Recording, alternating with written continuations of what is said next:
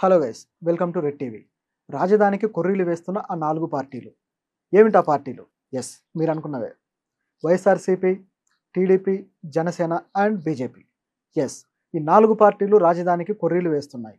ఏ విధంగానో ఇప్పుడు చూద్దాం. వైఎస్ఆర్సీపీ నాయకుడు బొత్స సత్యనారాయణ రీసెంట్గా ఒక ప్రెస్ మీట్లో మేము ఇంకా 3 రాజధానులకు కట్టుబడి ఉన్నాం అంటూ స్టేట్మెంట్ ఇచ్చాడు. వాళ్ళ పార్టీ ఓడిపోయినా కేవలం 11 సీట్లే గెలుచుకున్నా ఇంకా అదే పట్టుపట్టి ఉండటం ఆశ్చర్యం కలిగిస్తుంది. నిజానికి వైఎస్ఆర్సీపీ ఓడిపోవడానికి రాజధాని అనేదే ముఖ్యమైన కారణమైంది. వైజాగ్లో రాజధాని అన్న ఆ వైజాగ్ నుంచి పెద్ద ఆదరణ రాలేదు, సీట్లు రాలేదు. అలాగే మిగతా ప్రాంతాల నుంచి కూడా ఇదే రియాక్షన్ వచ్చింది. అంటే ప్రజలు వీళ్ళ రాజధాని విషయాన్ని, వీళ్ళ 3 రాజధానుల పద్ధతిని వ్యతిరేకిస్తున్నా సరే అదే మాట మీద కూర్చోవడం వల్ల ఇది భవిష్యత్తులో వీళ్ళు ఉన్న సీట్లు కూడా కోల్పోయే పరిస్థితి ఏర్పడదా? అసలు ఏ ఉద్దేశంలో ఆయన అలా అన్నాడు? ఇంకా దానికి విలువ ఉందని ఆయన అనుకుంటున్నాడా? ఇది ఒక విధంగా అయితే, మరొక పార్టీ జనసేన పార్టీ కూడా రీసెంట్‌గా ఆ పార్టీ నాయకుడు, అలాగే ఆయన ఎందుకు ఈ మాట అన్నాడంటే, ఢిల్లీలో యమునా నది వరదల ద్వారా కొట్టుకుపోయిన అనేక కార్లు, వాహనాల ఫోటోలు, వీడియోలు ఆయన ట్విట్టర్‌లో పంచుకుంటూ, ఈ విధంగా రాజధాని ప్రాంతంలో, నది పరివాహక ప్రాంతంలో ఏవైనా కడితే నిర్మాణాలు, ఈ విధంగానే వరదల్లో కొట్టుకుపోయే అవకాశం ఉందని ఆయన ఊహించాడు. అలాగే ఉత్తరాఖండ్‌లోని గంగా నదిలో కొట్టుకుపోయిన వాహనాలు, ఇల్లు ఇలాంటివన్నీ కూడా ఆయన మెన్షన్ చేశారు. అంటే నదీ పరివాహక ప్రాంతంలో నిర్మాణాలు చేయడం ఎంత ప్రమాదకరమో ఆయన సూచించాడు. ఆయన చెప్పింది కూడా ఒక విధంగా కరెక్టే. నిజానికి ఆ ప్రాంత భూములన్నీ కూడా ఒండ్రుమట్టి భూములు. ఇసుక మీద ఒండ్రుమట్టి ఏర్పడ్డ భూములు. ఇలాంటి భూములు అంత విస్తారమైన ఒక బలమైన రాతి నేలలు కాని ఈ భూముల మీద బలమైన నిర్మాణాలు చేయడం కూడా చాలా కష్టం. అయితే ఎలాగూ రాజధాని ప్రాంతం ప్రభుత్వం బలమైన నిర్మాణాలు చేయడానికి కొన్ని ప్రణాళికలు వేసుకొని, ఆ ప్రణాళికల ప్రకారం చేస్తూ ఉంది. కానీ నదీ పరివాహక ప్రాంతం అనేది భారీ ఎత్తున వరదలు వచ్చినప్పుడు ఒక్కసారిగా కొట్టుకుపోయే ప్రమాదం ఉంది.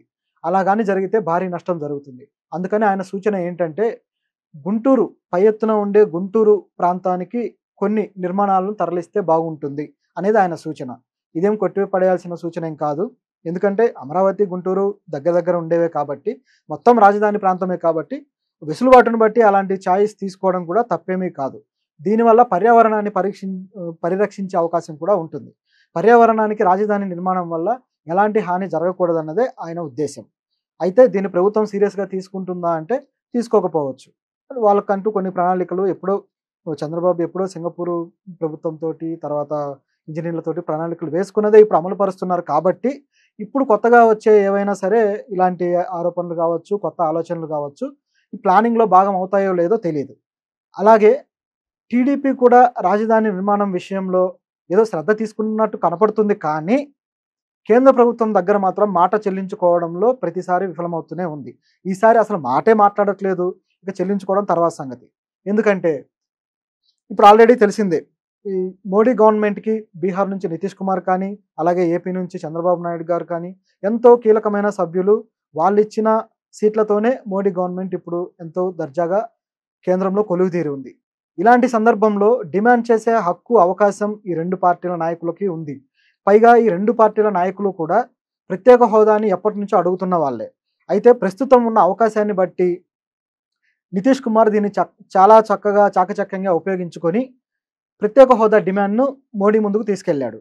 అయితే ఇంతకు ముందే మనం ప్రత్యేక హోదా మన రాష్ట్ర ప్రభుత్వం ఎప్పుడైతే ఆహ్, రాష్ట్రం ఏర్పడినప్పుడు అడగటం మొదలుపెట్టిందో, అప్పుడే మోడీ బీహార్‌ను బూచీగా చూపించి, బీహార్‌ను కారణంగా చూపించి, మనకు ప్రత్యేక హోదా ఇస్తే బీహార్‌కు కూడా ఇవ్వాల్సి ఉంటుంది అనే వాదనను ఒకటి తీసుకొచ్చి, మనకు లేకుండా చేశారు, వాళ్ళకు లేకుండా చేశారు.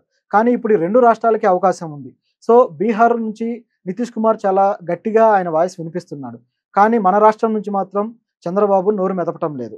ఆయన కేవలం అధికారాలు, పదవులు, తమ మంత్రుల పదవులు ఇలాంటివి మాత్రమే అడుగుతున్నారు తప్పితే, రాష్ట్రానికి ప్రత్యేక హోదా అనేది అడగటం లేదు. అది రావడం వల్ల నిధులు కూడా త్వరగా సమకూరుతాయి.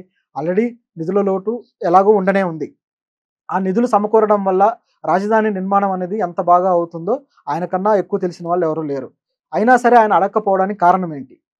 ఇక్కడ ఈయన చొరవ తీసుకోకపోతే రాజధాని నిర్మాణం మరింత ఆలస్యమై, ఇంకా ప్రజలు ఆ రాజధాని లేనట్లుగానే గడపాల్సిన పరిస్థితి వస్తుంది. అలాగే ఈ ఏపీ రాజధాని విషయంలో నితీష్ కుమార్ చూపినంత చొరవ చంద్రబాబు చూపకపోవడం ఖచ్చితంగా మనం ప్రశ్నించాల్సిన విషయమే. అలాగే బీజేపీ గవర్నమెంట్ కూడా ఈ రాజధాని విషయాన్ని పెద్ద సీరియస్‌గా తీసుకోవటం లేదు. కొత్త గవర్నమెంట్ వచ్చింది, ఈ రాజధాని నిర్మిస్తుంది అనే ఆలోచన బీజేపీ కూడా చేయడం లేదు. అంటే బీజేపీ ఏపీ డెవలప్‌మెంట్‌కి ఎందుకనో కొర్రీలు వేస్తూ వస్తుంది మొదటి నుంచి కూడా. ఇప్పుడు కూడా అదే పరిస్థితిలో ఉంటే రాజధాని విషయంలో ఇలాంటి వాదనలన్నీ రాకుండా ఉండాలంటే ఏం చేయాలి? ఒక పక్క 3 రాజధానులని, మరో పక్క పర్యావరణం అని, మరో పక్క అభివృద్ధి అని, మరో పక్క పర్యావరణ వినాశనం జరిగే ప్రమాదం ఉందని, ఇట్లా రకరకాలుగా వచ్చే వాదనలన్నిటిని ఆపాలంటే చేయాల్సింది ఒకటే. రాజధాని నిర్మాణాన్ని కనీసం బేసిక్ ఇన్‌ఫ్రాస్ట్రక్చర్‌తో అతి త్వరగా పూర్తి చేయడం. అంటే ప్రభుత్వ అధికారుల ఆఫీసులు కావచ్చు, ఎమ్మెల్యేలు, అలాగే ఐఏఎస్‌లు ఇలాంటి వాళ్ళ క్వార్టర్స్ కావచ్చు, ఆఫీసులు కావచ్చు నిర్మించి ఒక వర్క్ కల్చర్ అనేది అక్కడ ఏర్పాటు చేయాలి. ఎప్పుడైతే ప్రొఫెషనల్‌గా అక్కడ వర్క్ జరుగుతూ ఉంటుందో, అది స్థిరంగా శాశ్వత భవనాలను అక్కడ ఏర్పాటు చేసి ఇవన్నీ చేయగలుగుతారో, అప్పుడు అక్కడి నుంచి రాజధానిని మార్చే అవకాశం గానీ, అలాంటి ప్రతిపాదన గానీ రాకుండా ఉంటుంది. మొదట చేయాల్సింది అది.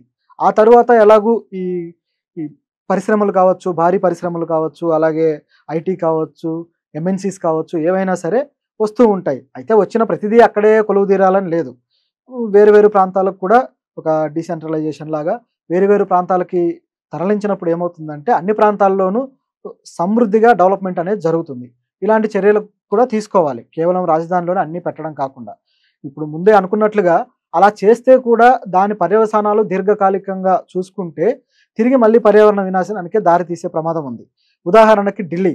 ఢిల్లీలో ఇలాగే పరిశ్రమలు ఊరికి చివర, నగరానికి చివర ఇచ్చినా సరే, తిరిగి ఒక కొంతకాలం గడిచిన తరువాత, ఒక 40, 50 ఏళ్ల తరువాత ఇప్పుడు చూస్తే, మొత్తం ఆ పరిశ్రమలన్నీ నగరం నడిబొడ్డుకు చేరిపోయి, నగరం అలా విస్తరించింది. అలా విస్తరించి ప్రజలు కాలుష్య కోరల్లో చిక్కుకొని సతమతమవ్వడం మనం చూస్తూనే ఉన్నాం. ఇలాంటి పరిస్థితి